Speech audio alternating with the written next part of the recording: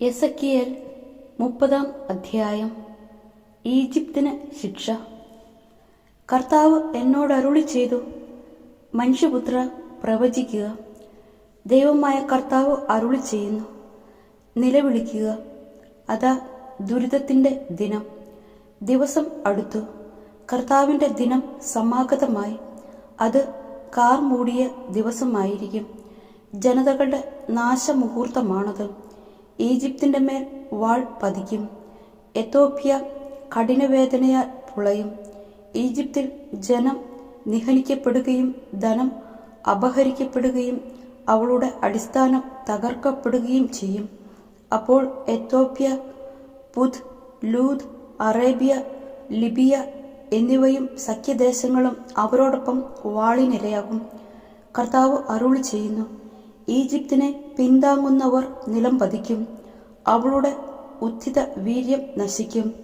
മിഗ്ദോൽ മുതൽ സവേന വരെയുള്ളവർ വാളിനിരയാകും. ദൈവമായ കർത്താവ് അരുളി ചെയ്യുന്നു, നിർജ്ജന രാജ്യങ്ങളുടെ മധ്യേ അവളും നിർജ്ജനമാകും.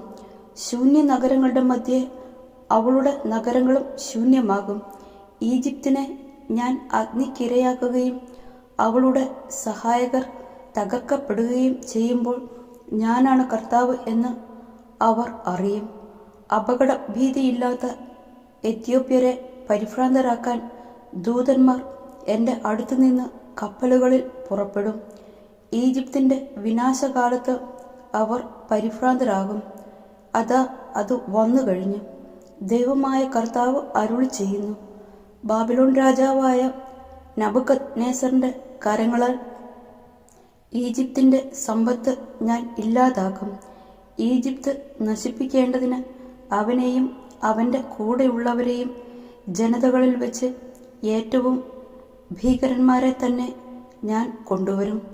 ഈജിപ്തിനെതിരെ അവർ വാളൂരും. മൃദുശരീരങ്ങളാൽ ദേശം നിറയും. ഞാൻ നൈൽ വറ്റിച്ചു കളയും. നാട് ദുഷ്ടന്മാർക്ക് വിൽക്കും. വിദേശീയരുടെ കരങ്ങളാൽ ആ ദേശവും അതിലുള്ള സമസ്തവും ഞാൻ ശൂന്യമാക്കും. കർത്താവായ ഞാനാണ് പറഞ്ഞിരിക്കുന്നത്. ദൈവമായ കർത്താവ് അരുളി ചെയ്യുന്നു, ഞാൻ വിഗ്രഹങ്ങൾ നശിപ്പിക്കും. മെംഫിസിലെ പ്രതിമകൾ ഉടച്ചു കളയും. ഈജിപ്തിൽ ഇനിമേൽ ഒരു രാജാവ് ഉണ്ടായിരിക്കുകയില്ല. അങ്ങനെ ഞാൻ ഈജിപ്തിൽ ഭീതി ഉളവാക്കും. ഞാൻ പാത്രോസിനെ ശൂന്യമാക്കും. സോവാനെ അഗ്നിക്കിരയാക്കും നടത്തും. ഈജിപ്തിൻ്റെ ശക്തിദുർഗമായ സിനിൻ്റെ മേൽ ഞാൻ ക്രോധം വർഷിക്കും. തേബസിലെ ജനങ്ങളെ നിഗ്രഹിക്കും.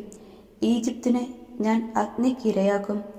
സിൻ തീവ്രവേദന അനുഭവിക്കും. തേബസ് ഭേദിക്കപ്പെടും. അതിൻ്റെ കോട്ടകൾ തകർക്കപ്പെടും.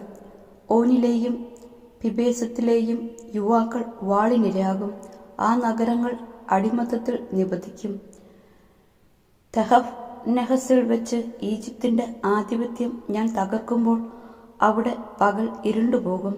അവളുടെ ശക്തി ഗർഭം അവസാനിക്കും. അവളെ മേഘം മൂടും. അവളുടെ പുത്രിമാർ അടിമകളാകും.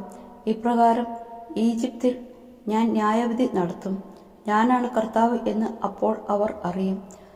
11-ാം വർഷം 1-ാം മാസം 7-ാം ദിവസം കർത്താവ് എന്നോട് അരുളി ചെയ്തു, മനുഷ്യപുത്ര, ഈജിപ്തിലെ രാജാവായ ഫറവോയുടെ കരം ഞാൻ തകർത്തിരിക്കുന്നു. വാളെടുക്കാൻ വീണ്ടും ശക്തി ലഭിക്കാത്ത വിധം സുഖപ്പെടാൻ അത് വെച്ച് കിട്ടിയിട്ടുമില്ല. ദൈവമായ കർത്താവ് അരുളി ചെയ്യുന്നു, ഈജിപ്ത് രാജാവായ ഫറവോയ്ക്ക് ഞാൻ എതിരാണ്. അവൻ്റെ ബലിഷ്ഠമായ കരവും ഒടിഞ്ഞ കരവും രണ്ടും ഞാൻ ഒടിക്കും. അവൻ്റെ കയ്യിൽ നിന്ന് വാൾ താഴെ വീഴും. ഈജിപ്തുകാരെ ജനതകളുടെയും രാജ്യങ്ങളുടെയും ഇടയിൽ ഞാൻ ചിതറിക്കും. ബാബിലോൺ രാജാവിൻ്റെ കരം ഞാൻ ശക്തമാക്കും. എൻ്റെ വാൾ അവൻ്റെ കയ്യിൽ ഞാൻ ഏൽപ്പിക്കും.